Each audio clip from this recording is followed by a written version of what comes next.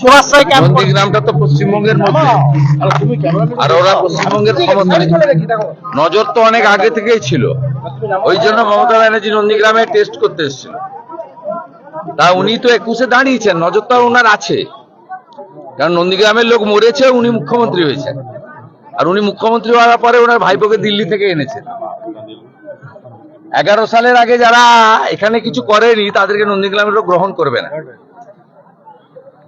মমতা ব্যানার্জি নিজে এসেছিলেন শুভেন্দুকে নন্দীগ্রাম থেকে বিচ্ছিন্ন করার জন্য, আর নন্দীগ্রামের হিন্দুরা শুভেন্দুকে জিতিয়ে শুভেন্দুকে আরো তাদের কাছে রাখার ব্যবস্থা করে দিয়েছেন।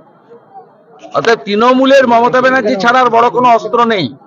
আমি চাইবো 26-এর ভোটে মমতা ব্যানার্জি নন্দীগ্রামে আবার লড়ুন। তৃণমূলের সবচেয়ে বড়, এবং ওরা বলে, আমি বলি না, আমি বলি এটা চোরেদের অস্ত্র। তৃণমূলের সবচেয়ে বড় অস্ত্র, যার দাঁত কেলানো ছবি দিয়ে সব জায়গায় প্রচার করা হয়, আর যার অনুপ্রেরণায় আলিপুর চিড়িয়াখানাতে সিংহ শাবকও জন্মগ্রহণ করে। অর্থাৎ তিনি এখানে একবার হেরেছেন, আরেকবার আসুন।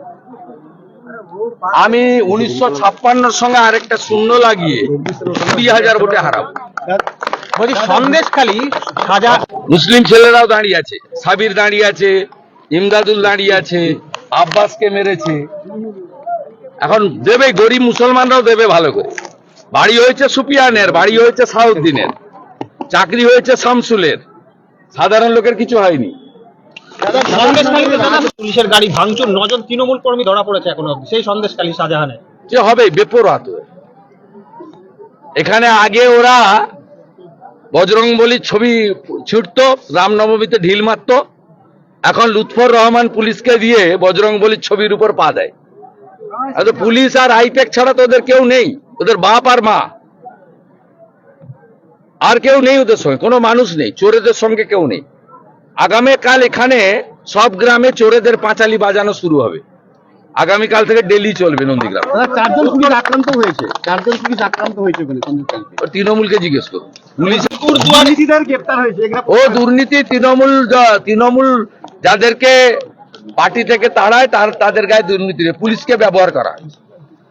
স্বপন নায়ক হাইকোর্টে গেছে, হাইকোর্টকে বুড়া আঙ্গুল দেখিয়ে গ্রেপ্তার করেছে। স্বপন নায়কের সঙ্গে আমরা নৈতিক সমর্থন দেব, পূর্ণ সমর্থন আমাদের আছে। স্বপন নায়ককে ওদের বশ্যতা স্বীকার করেনি বলে পুলিশকে ব্যবহার করা হয়। ও 12,000 ভোটে অগ্নিমিত্রা পাল লিড নিয়েছিলেন লোকসভায়, আমরা এবারে 30,000 ভোটে জিতবো, আপনি লিখে রাখুন। শেষ প্রশ্ন করবো, চা বাগানে নির্বাচনে 31-এ তার সাথে তো ভাঙরের উত্তপ্ত হওয়ার কোনো সম্পর্ক নেই।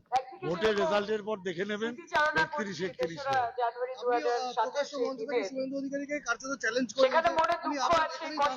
আমি তো অনুরোধ করব নন্দীগ্রামে দাঁড়াতে। আমি আশা করব বিরোধী দলনেতা আমার অনুরোধ রাখবেন। বাংলার মানুষও দেখতে চাইছে উনি 2026 আবার নন্দীগ্রামে দাঁড়ান, কোনো অজুহাতে যেন পালিয়ে না যায়।